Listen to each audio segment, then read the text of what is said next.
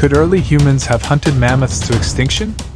How did a majestic creature like the woolly mammoth vanish from the face of the earth? Join me on a journey through time as we unravel the mystery. Did humans truly wield the fatal blow to these ancient giants? Or was their extinction a consequence of a changing world? Let's uncover the truth behind the disappearance of the woolly mammoth. Woolly mammoths roamed across parts of North America, Europe, Asia, and possibly even northern Africa. They existed during the Pleistocene epoch, roughly from around 2.5 million years ago until their extinction about 4,000 years ago. They adapted to cold environments, primarily living in tundra and grassland regions, and were herbivores, feeding on a variety of plants like grasses, herbs, and shrubs. Their thick fur and layers of fat helped them withstand the frigid temperatures of the Ice Age. They lived in herds and likely had social structures similar to modern-day elephants, their very close relative. Now, let's delve in on an exploration into the potential causes behind the extinction of the woolly mammoth. The strongest theory why early humans may have hunted mammoths to extinction is the overkill hypothesis, which was first proposed in 1966 by geoscientist and paleobiologist Paul Martin, who placed megafaunal extinction events in various parts of the globe alongside human migration patterns. For example, when Paleolithic hunter-gatherers made their way into North America from the North Asian mammoth steppe via the Beringia land bridge around 20,000 years ago, they would have bumped into the woolly mammoth, who scientists suggest had a population ranging in the tens of thousands, some state even hundreds of thousands at that time. They had also been roaming this very land for at least 300,000 years prior to human contact, and just a mere 10,000 years after humans made it into North America. With exception of small isolated populations off the coast of Siberia and Alaska, the woolly mammoth had vanished. So does this timeline suggest humans hunted them to extinction? To put it into perspective, humans hunting woolly mammoths to extinction in 10,000 years is around 350 generations of man, with 30 years being a generation. The reason for the widespread hunting of mammoths was that they were an extremely important resource for early hunter-gatherers, using them for their meat, skins, ivory, and tusks, which they used as weapons and spear points, and bones, which they used for various tools, art, and musical instruments like this 40,000-year-old flute found in southern Germany. They used their bones and skins for building material for their huts, using the skin as a tent-like cover, and the bones to support it. More than 70 of these ancient dwellings have been found, mostly on the East European plain. Evidence of hunting comes in what is now Mexico City. In 2019, the skeletal remains of some 14 woolly mammoths were discovered. More than 800 mammoth bones were distributed in 2 round pits, traps used to catch the mammoths. It is theorized by archaeologists that groups of 20 to 30 human hunters would have used torches and branches to separate individual mammoths from the herd, and steer them into these traps, which were 5.6 feet deep and 82 feet in diameter, to slaughter them. It wasn't just pits that humans used to hunt woolly mammoths. One specimen in Siberia was found with a spearhead embedded in its shoulder blade, shows that a spear had been thrown at it with great force. Not found near any sign of a pit, showing these early Siberian hunters likely ambushed these beasts, and likely killing it. Another site in southern Poland contains bones from over 100 mammoths, with stone spear tips found embedded in the bones, and many more stone spear points at the site were found damaged from impact against these mammoth bones, indicating that mammoths were the major prey for people at the time. One more, at the Naco Mammoth Kill site in southern Arizona, the remains of a mammoth were recovered with 8 clovis points in it, likely from spears and arrows. Some researchers believe early humans also hunted them by driving them off cliffs, similar to what the Native Americans did with the buffalo, and exhausting them during long hunts. But obviously evidence for this is not accepted by many scientists, as woolly mammoths, being a close relative of the elephant, would have been far too intelligent to be manipulated and to be made to run off of a cliff. But overall, there were various techniques early humans used for hunting woolly mammoths, using spears, bow and arrows, traps, fire, and it happened across North America, Northern Europe, and Northern Asia. It might seem improbable that hunter-gatherers armed with Stone Age weapons could drive tens of thousands of woolly mammoths to extinction. However, a critical factor lies in the mammoth's remarkably lengthy gestation period. A female woolly mammoth required a staggering 22 months to birth just one calf. This prolonged reproduction cycle meant that excessive hunting could outpace their ability to replenish their numbers. Consequently, the mammoth population declined too rapidly, unable to meet the demand for resources and maintain a viable, safe population, ultimately leading to their gradual extinction. Human technological advancement would have also played a role in the demise of the woolly mammoth. As humans developed more sophisticated hunting techniques and tools of higher quality such as the spear, with stone or bone tips, and later, the bow and arrow, which increased the range and accuracy of hunting, further enhancing the ability to hunt mammoths and put pressure on their population. How good these spears and arrows were is remarkable, considering they had to pierce through 2 centimeters of thick skin and 8 centimeters of layers of fat to get to the bone.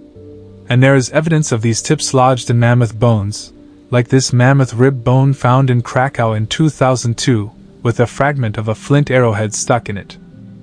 So as humans grew technologically, so did their populations. As they grew and expanded into new territories, the demand for resources increased.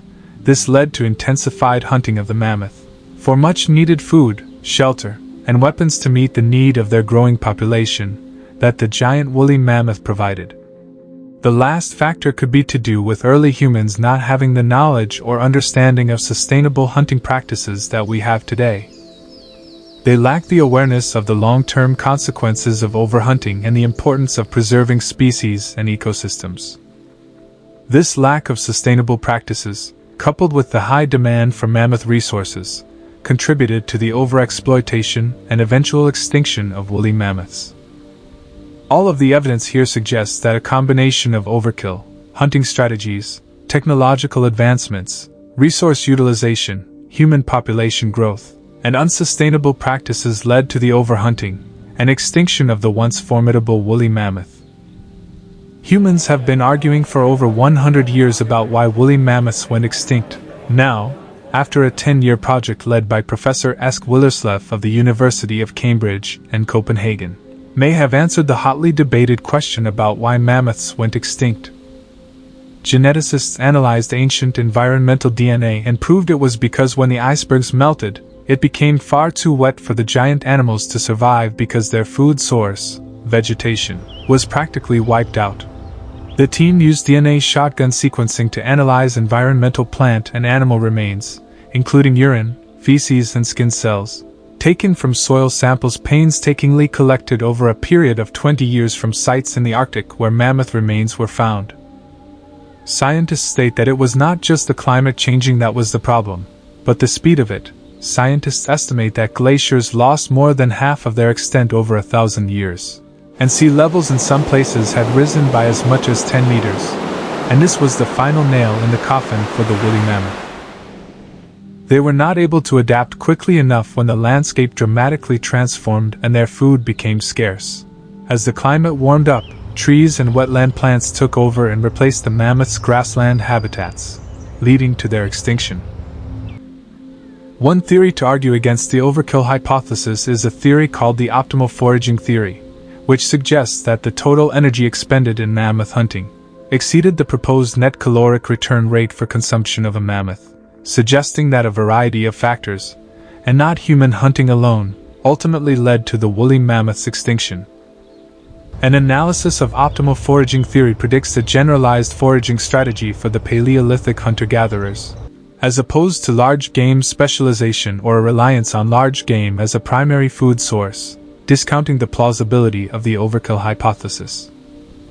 As a theoretical framework, optimal foraging theory aims to predict how a forager will behave in pursuit of a food source. Within this theory are several decision sets that are used to determine how prey will be valued, pursued, and handled. Scientists state mammoths likely occurred in low-density rates across the Pleistocene landscape, and even given that mammoths were highly ranked prey, their presumed scarcity would predict a broader and less specialized Paleolithic diet. Most decision sets within optimal foraging theory assume foragers will behave in a manner that maximizes their rate net of energy return per unit of foraging time. It's estimated hunters would need to slay a mammoth once per hour of search time in order to maintain a sustainable balance of energy expended and gained. Long search times can be particularly detrimental to overall return rates for highly ranked prey. Consequently, opportunity cost increases with longer search times. Foraging behavior can be modeled on a marginal value curve, where, at a certain point, searching for a specific prey animal loses its value as it goes on for an extended period of time. Simply put, the longer a forager spends hunting only a specific type of prey, the greater the potential gain lost had they pursued an alternative food resource. This phenomenon results in a conservation effect where a higher payoff is achieved by foragers who do not exhaust resources and therefore maintain tolerable search times. Pleistocene foragers would have presumably moved between resource patches at a rate that would not cause local prey extinctions. Assuming mammoths were abundant enough to support Paleolithic hunting rates, subsequent costs to hunting the animal emerge, beginning with pursuit costs. Pursuit time refers to the time spent stalking, chasing, and dispatching prey, including time lost to failed hunts. Pursuit time, contingent on encounter rates, tends to increase with prey body size. Mammoths are estimated to weigh over 6 tons, almost 100 times the weight of an average human. In the natural world, a relationship in size between predator and prey to this degree is unheard of. Wolves who target adult moose, a considerably larger animal, about 8 times its size, do not even reach this standard. For prey that are disproportionately small or large compared to the size of the hunter, difficulty during capture often ensues, and that decreases the net caloric return rates.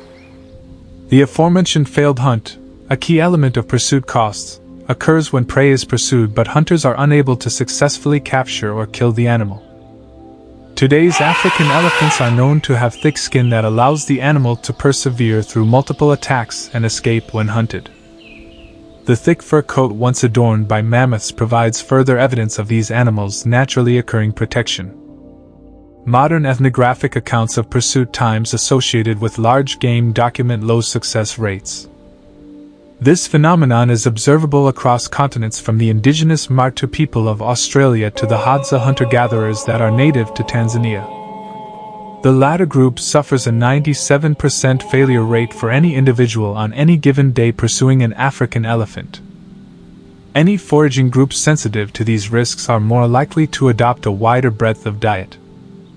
Preparation time for consumption of megafauna also increases the cost of hunting these animals. Larger animals take longer to butcher, running the risk of meat spoilage if this is not done in a timely manner. In order to consume meat, hunters must either transport the carcass or move their entire camp and community to the kill site, both options exhausting a considerable amount of time and energy.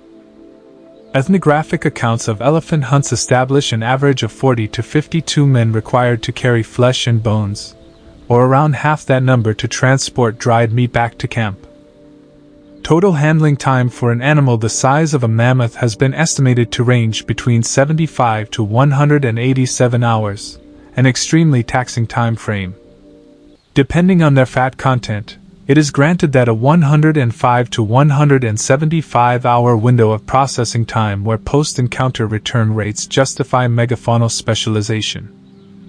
Given an estimated mean value of around 131 hours of handling time, including mammoth in the diet is unlikely to yield more calories than expended in many cases.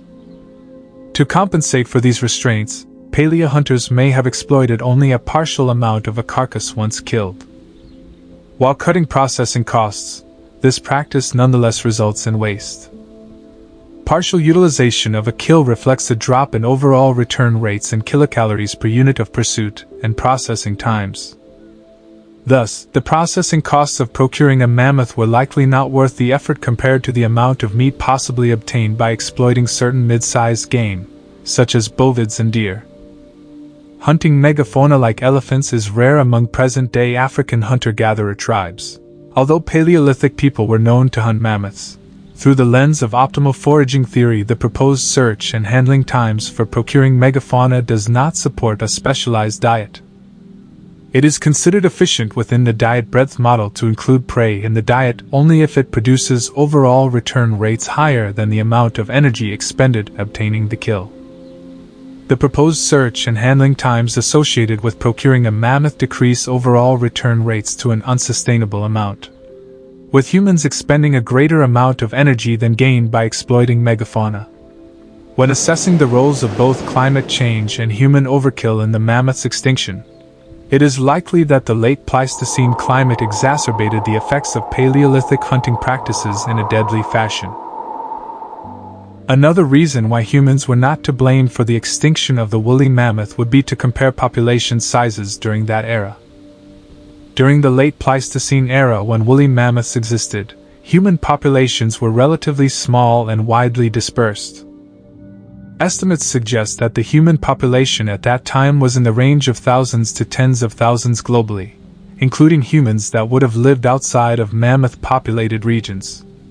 In contrast, mammoths were present in significant numbers all across their habitat, the steppe tundra. The discrepancy in population sizes between humans and mammoths suggests that, at least in terms of sheer numbers, it would have been improbable for human hunting alone to directly cause the extinction of such a widespread and abundant species like the woolly mammoth.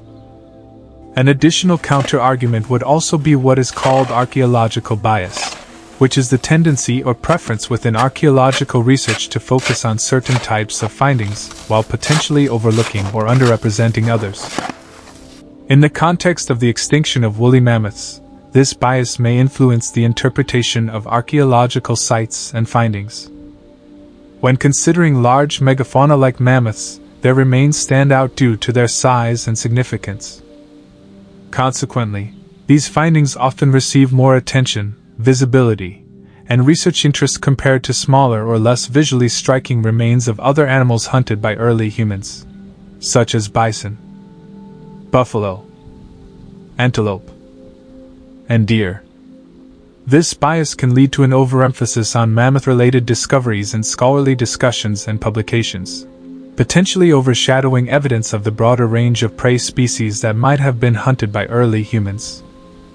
Smaller animals or those with less conspicuous remains might be underrepresented in archaeological records simply because their bones or artifacts are less durable or less visible over time. As a result, the overrepresentation of mammoth-related findings in archaeological records might create a skewed perception that mammoths were the primary or exclusive target of early human hunting activities. In reality, the archaeological bias might have obscured evidence of a more diverse diet and hunting behavior among early humans, where smaller prey could have been just as significant, if not more so, than the hunting of megafauna like mammoths. The final counter-argument that I will finish on is a slightly controversial one called the Younger Dryas impact theory, which suggests that a comet or asteroid impact around 12,800 years ago led to a period of abrupt climate cooling, which was to around 11,600 years ago, known as the Younger Dryas.